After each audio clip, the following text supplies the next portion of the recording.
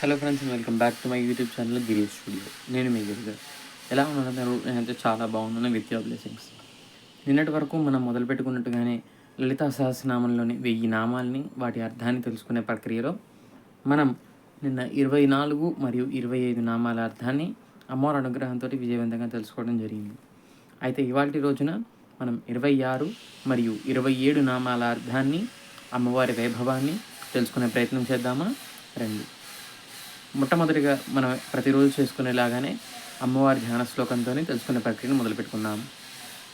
సింధూరారుణ విగ్రహాం త్రినయనాం మాణిక్యమౌలిస్ఫురత్తారా నాయకశేఖరాం స్మితముఖీం మాపీనవక్షోరుహాం పాణిభ్యాం అళిపూర్ణరత్నశకం రక్తోత్పలం బిభ్రదీం సౌమ్యాం రత్నఘటస్థరక్తచరణాం ధ్యాయేత్ పరామంబికాం.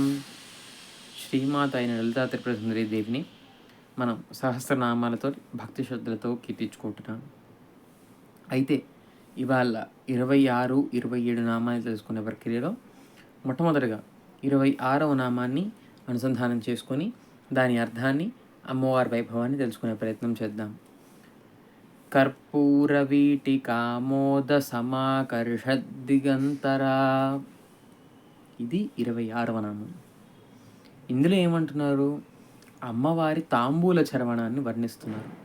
తాంబూల చరవణాన్ని వర్ణించడం ఏంటి అంటే, మన పురాణాలని కానీ మన వేదాలని కానీ మీరు ప్రమాణంగా తీసుకుంటే పతివ్రతల లక్షణంలో తాంబూల చరవణం అనేది మొట్టమొదటి లక్షణంగా పెద్దలు అనేది వర్ణించడం జరుగుతుంది.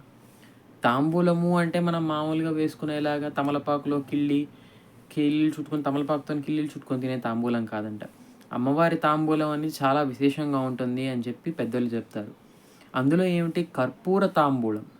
అమ్మవారు కర్పూరాన్ని అల్లదినటువంటి తాంబూలాన్ని సేవిస్తుందంట. ఇందులోని నామంలోనే ఉంది చూడండి, కర్పూర వీటికామోద సమాకర్షద్దిగంతరా. అంటే ఆవిడ ఏమంటుంది?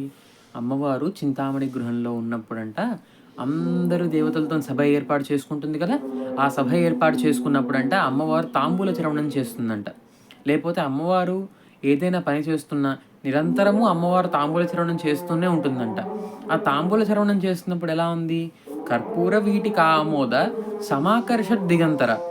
అమ్మవారు ఆ తాంబూల చరవణం చేస్తుండగా చూడడం కూడా భాగ్యంగా అనుకొని ఈ విశ్వాంతరాళాల్లో ఉండే జీవరాశులన్నీ ఆకర్షితమవుతున్నాయంట.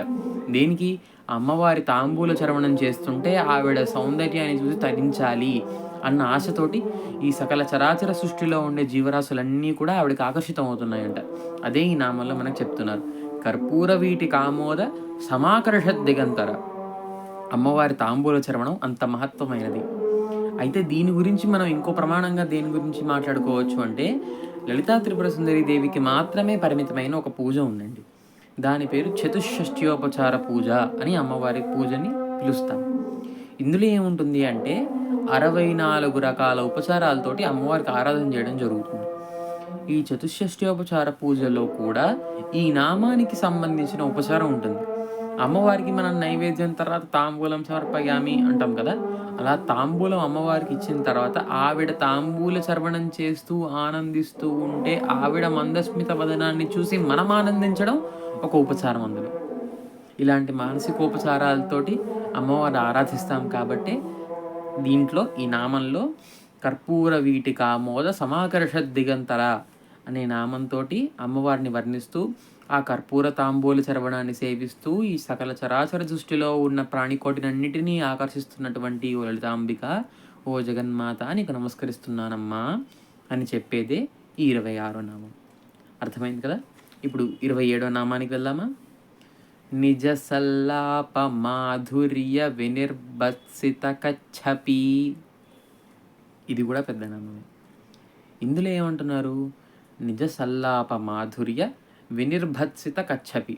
ఇక్కడ కచ్చపి అంటే ఏమిటి అనేది మీకు తెలియాలి అంటే ముందుగా అమ్మవారి చుట్టూతా ఎవరెవరు ఉంటారనేది మీకు తెలియాలండి. మన మామూలు లలిత అమ్మవారు అని అనగానే మనకు వచ్చే ఫోటో, మనకి మైండ్లో వచ్చే రూపం ఏమిటి? ఎదురుగుండా ఒక సింహాసనం మీద పరమేశ్వరుడు పడుకొని ఉంటారు. పరమేశ్వరుడి వామాంకం మీద లలితా త్రిపుర సుందరి దేవి ఆసీనురాలై ఉంటారు. చతుర్భుజాల్లో పాశాంకుశాలు, చెరుకు విల్లు, పుష్పబాణాలు పట్టుకొని ఉంటారు. అమ్మవారికి అటుపక్క ఇటుపక్క సరస్వతీదేవి, లక్ష్మీదేవి వింజామర వేస్తూ ఉంటారు. కింద పంచబ్రహ్మలు ఉంటారు. వినాయకుడు, సుబ్రహ్మణ్యేశ్వర స్వామి కూడా ఉంటారు. అలాగా ఇప్పుడు ఉన్నప్పుడు ఈ రూపంలో అమ్మవారు మనకి కనిపించేటట్టుగా, మనకు అర్థమయ్యేటట్టుగా ఈ రూపంలో ఉన్న అమ్మవారు చింతామణి గృహంలో ఉన్నప్పుడంట అమ్మవారు అలానే పంచబ్రహ్మల మంచం మీద, మహాకామేశ్వరుడు వామాంకం మీదనే ఉంటారు. కానీ సరస్వతీదేవి ఏం చేస్తుందంట, అక్కడ విజువల్గా మనకి చూపించడానికి లక్ష్మీ సరస్వతుల్ని పక్కన పెట్టినా ఆవిడ 2 కళ్ళే లక్ష్మీ సరస్వతులంట. ఈ వివరణకి సంబంధించిన అమ్మవారి పేరు కామాక్షి. కా అనేది లక్ష్మీ బీజం, లక్ష్మీదేవికి సంబంధించినటువంటి అక్షరం. మా అనేది సరస్వతీదేవికి సంబంధించిన అక్షరం. అక్షి అంటే కన్ను. కామాక్షి, కా ప్లస్ మా ప్లస్ అక్షి కలిపితే కామాక్షి అంటే లక్ష్మీదేవిని, సరస్వతీదేవిని నేత్రములుగా కల తల్లి అని దాని అర్థం. నిజంగా మాట్లాడాలంటే అమ్మవారి నేత్రాలే లక్ష్మీ సరస్వతి. కానీ మనకి తెలియడానికి, అమ్మవారి వైభవాన్ని వర్ణింపజేయడానికి, ఆవిడ గొప్పతనాన్ని వర్ణింపజేయడానికి లక్ష్మీదేవిని, సరస్వతీదేవిని పక్కన ఉన్నట్టుగా చెప్తారనమాట. అయితే ఇప్పుడు ఏమంటున్నారు, ఈ కచ్చపి అనేది ఏదైతే ఉందో అది సరస్వతీదేవి వాయించేటువంటి వీణ. సరస్వతీదేవి ఏదైతే వీణ మీటుతూ ఉంటుందో దాని పేరు కచ్చపి.